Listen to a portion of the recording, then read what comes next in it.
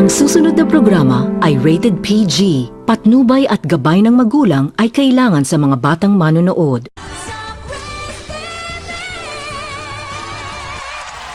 Magandang umaga, Pilipinas! Naandito po tayo sa Del Cielo para talakayin kasama si Chris Aquino sa ating show na Chris TV with Alan DeGeneres, ang Feng Shui.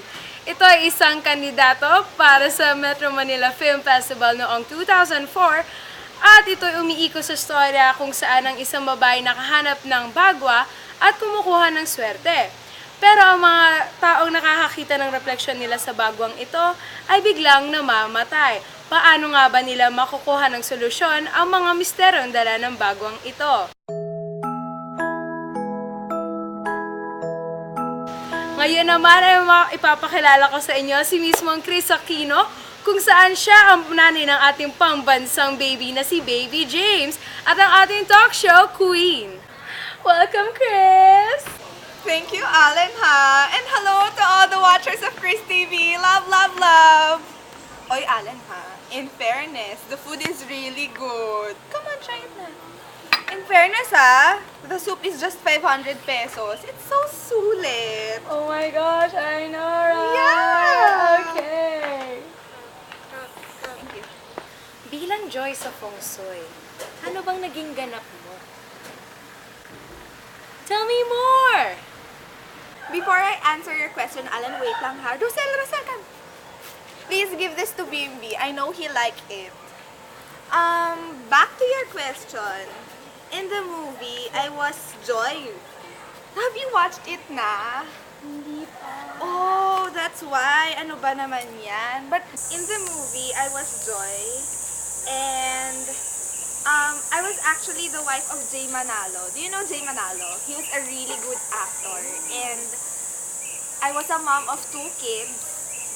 And there was a point na nakapulot ako ng bagwa sa bus. And nung mapulot ko yung bagwa, sobrang swerte ko na nananalo ako ng bahay, lahat ng mga, yung, what do you call that? Jolots. I win those every time.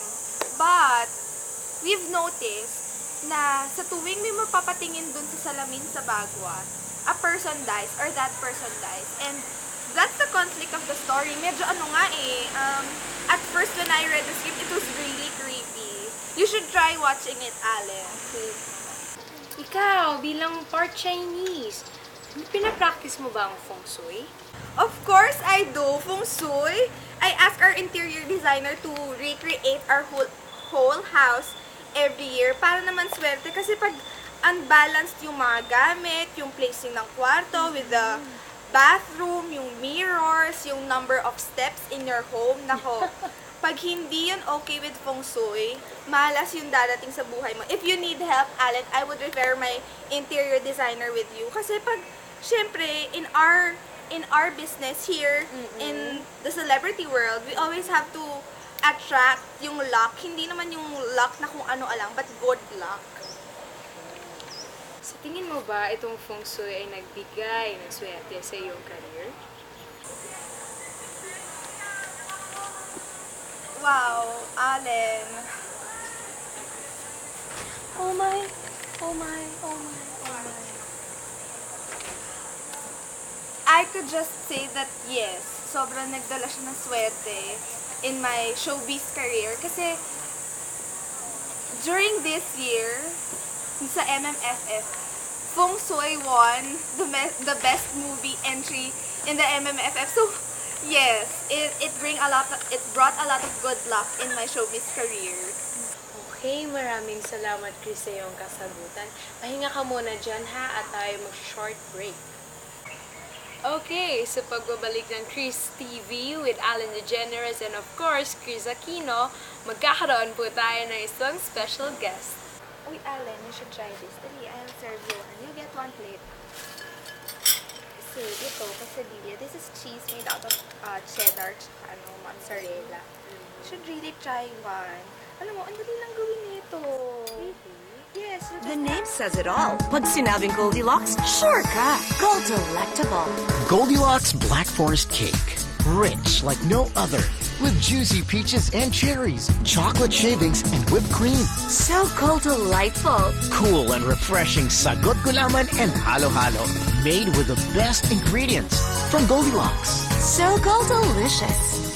For sweet and delightful moments, dapat yung may pangalan. You're the one, Goldilocks.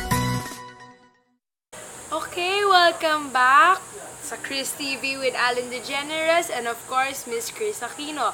Naandito na po ang ating special guest na si Fanny. Hi po, andito na po ako sa Chris TV. Classmates, nasa TV na ako. So Fanny, tell us about yourself. Ayan po, thanks for having me here po. Ayan, isa po akong UPLB student at I'm taking FBS Forestry po. And I'm currently on my 4th year na po. So kailan ka graduate? Siguro next year pa po. Okay lang yan. Lahat naman tayo na baby. Okay. So Fanny, Chris po. What? Wait! Fanny Chris? As in Fanny Chris? Opo. Panic. Naman! Thank you po, Miss Chris. Hey, you should try this. As in, I told Alan it's really good. Thank you po, Miss Chris. Alam niyo po ba, fan niyo na ako ever since LM grades pa lang po. Alam niyo po yun, grabe. Wow, I appreciate you. Alam niyo po ba yung time na nag-game ka na po kayo, sobrang inaabangan ko po yung tuwing tanghali. Tapos hindi na po ako nag-siesta para makapanood po ng game ka na ba. grabe. Kaya pala pumayat ka. Thank you po. Hanggang ngayon ba, ganun ka ka-obsessed kay Miss Chris? Ay, opo. Kananood ko nga lang po noong December ng Feng Shui 2. Kasama si Coco Martin Tuba sa movie, di ba po? Tapos, Ay nako, Alan, you should really watch that. Kung hindi mo na-watch yung Feng Shui 1, you should watch this kasi ang pogi talaga ni Coco Martin. sobrang bagay po talaga sila ni Miss Chris. Diba? Ano naman pinagkaiba ng Feng Shui 2 sa Feng Shui 1? Tingin ko po, yung sa Feng Shui 2, mas na-reveal po yung mga twist po sa story. Mas maganda po siya kasi po lahat po ng humawak ng bagwa.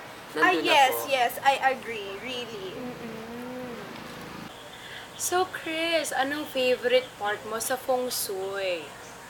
Actually, Alan, my favorite scene from the movie was yung kay Lot-Lot. Alam mo yung pagkamatay ni Lot-Lot, sobrang scary nun, as in. Alam mo ba yun? Natatandaan mo ba? Kasi, ang ganda nung build-up nung character ni Lot-Lot. Kasi, during the scene na nagpunta kami dun sa fortune teller with the tarot cards, the frames were hindi lang siya sa akin nakafocus. Parang, after panning, magpo-focus sa akin, then kay Lot-Lot na, nagpa-prolong na din yung frames niya in the movie. Then, as the story goes by, yung, kumbaga, yung exposure ni Lot-Lot with the film, with the story, mas nagiging in-depth na siya. And also, yung mismong pagkamatay ni Lot-Lot on that film, it was very tragic kasi nalaglag pa naman sa mga bote ng Red Horse. Like, what? I just can't, no. And, do you know the movie Final Destination? Talagang medyo para siyang scenic adaptation of that film. Kasi, di ba, sa Final Destination, they also die. Yung mga nakalagpas sa tragic accident na dapat mangyari. So, I think, for me, that's my most memorable scene sa movie and also the most tragic and the most horrific scene. Really. So Fanny, anong favorite part mo naman sa Feng Shui? Actually, wala po akong favorite na part dun sa Feng Shui kasi favorite ko po yung buong movie, lalo at andun po si Miss Chris. Pero ang remarkable pong part sa movie na yun ay yung babasagin po ni Miss Chris yung bagwa. Tapos hinawakan po ni Lotus Feet. Sobrang nakakatakot po yun para sa akin. Tapos po, yung bagwa po kasi, kung hindi po kayo familiar, yung bagwa po ay nagtataboy po ng bad spirit at nag-welcome po ng good luck. So, malaki po siyang influence sa ating mga Pilipino bilang naniniwala tayo sa Feng Shui, bilang may alam tayo sa luck at sa mga malas. So, napapakita po doon na may influence po yung mga Chinese. Tapos si Lotus Feet po, di ba po? ano po siya, ang nangyari po kasi sa kanya, si Lotus Fit po, mayaman po kasi siya nga, member po siya ng mayamang pamilya. Tapos po, nasunog po yung bahay nila, may sumunog po yung bahay nila. Ang nangyari po, hindi po siya nakatakbo kasi nga po, Lotus Fit po siya, maliit po yung paa niya. So, yun po yung nangyari sa kanya, nasunog po siya. Tapos bago po siya mamatay, sinumpa niya po yung bagwa. Kaya lahat po ng makakatingin po dun sa bagwa ay mamamatay. Yun nga po yung nangyari kay Lot. Lot is nabi po ni Miss Chris. Gawa namatay po si Lot. At namatay po siya based dun sa zodiac sign po niya na Year of the Horse po. Nalaglag po siya dun sa mga bote na red horse. Yeah, I remember. Pero dahil dumadating na tayo sa details, actually, may napansin ako throughout most of my career, Feng Shui is one of the example na I really enjoy working with the people.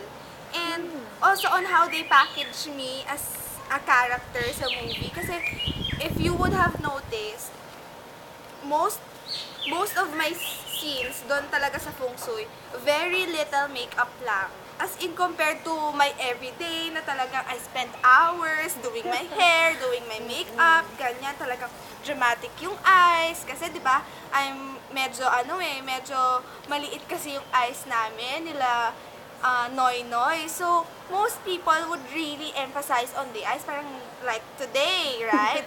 But in Feng Shui, they rarely put on blush on. Very minimal lang talaga yung peg namin in Feng Shui. Yes. And even in our clothing, yung team assigned on what I would wear sa shoot, it was really simple that sometimes they just use shirts or pants, very nana yung peg. So, it was really a challenge for me kasi I usually wear something that would exude power, I guess. Pero, kaya ang hirap eh. So, yeah, but really, I enjoyed the set. Napansin ko lang din po, Miss Allen, na hindi po nag-develop yung ibang characters. So, tulad po ni Miss Cherry Pepe Cache, tsaka si Jay Manalo. Sayang po sila kasi ang gagaling po nila mga artista. Tulad po ni Miss Chris, Yes, they ang are all galing-galing really nila. good Pero hindi po nag-develop actors yung and characters actresses. nila. Parang si Jay Manalo, di ba po? Yung asawa niya, si Miss Chris, si John. Parang hindi lang po siya naniniwala sa mga paniniwalaan ni Chris, pero wala po siya ibang naging role dun sa movie. At si Miss Cherry Pepe Cache po, na dating may-ari ng Bagwa, wala lang po siyang ginawa dun sa movie. Parang napakita lang po siya, pero wala siyang mismong role dun sa movie. Nasabi lang na Opo. magaganda yung mga artistang nasa Opo. film. Kumpara po sa role ni Miss Chris, na ang ganda-ganda po nung ginawa niya. Para sa ano ba yan? Yung film na napanood ko, yung kay Ding Dong Dantes, Tik-Tik, The Opo. Aswang Chronicles. Si Ding Dong lang talaga, tapos star-studded yung cast. Pero sobrang wala talagang importance yung ibang cast. Parang si Abra nandun, nasingit lang siya, magde-date lang daw sila ng isang character, tapos bigla siya mawawala sa isang film. Tapos babalik lang siya naman, meron pala akong invention, kasi inventor siya dun. Tapos wala naman siya masyadong ginawa sa film, pero sobrang laki ng Abra dun sa movie poster, di ba? Oo nga. Oh, tama. so that's what you mean to develop characters. Now I get it. Yeah. Tama. Okay, so sorry at tayo naubusan na ng time for this segment. Tutuloy na lang natin siya next week. Thank you, Miss Chris Aquino. Thanks, Miss Thank you Allen. so Thank you, audience. At ito na po ang pagtatapos ng ating segment for the day sa Chris TV with Allen DeGeneres, Miss Chris Aquino, Love, love, and love! Funny Chris. Thank you. Okay, cut! Thank you, Direk, Direk. so much. Sobrang thank you for the opportunity, Yes po. Direk. Oh, thanks, Next Miss week Chris ulit. Aquino. Okay. Oy, thank you ha, Fanny. Thanks po, Miss Yes. Chris. So, magandang umaga po sa ating lahat. Ang aming assessment po para sa film na Feng Shui starring Chris Aquino and Jay Manalo noong bilang candidate sa Metro Manila Film Festival noong 2004. At hindi siya effective bilang horror film. Though pinakita nila ang Chinese influence sa film na ito, merong mga parts na hindi nagpro-progress yung mismong film. Like, nandun lang sila sa part kung saan bigla na lang mamamatay yung mga taong nakakita ng reflection nila sa bangwa. Tapos doon lang sila na-stop. Okay, yung horoscope sila, kunyari Year of the Horse sila, so yung death nila, magde-depict ng mga animals na yon. Doon na lang sila paulit-ulit hanggang sa in the end, hindi pa rin na-resolve yung problem kung paano nila sosolusyonan yung good luck na nare-receive niya na may kapalit na may mamamatay. So, in the end nga, hindi effective na horror film ang Feng Shui dahil nakastuck lang siya sa isang problem.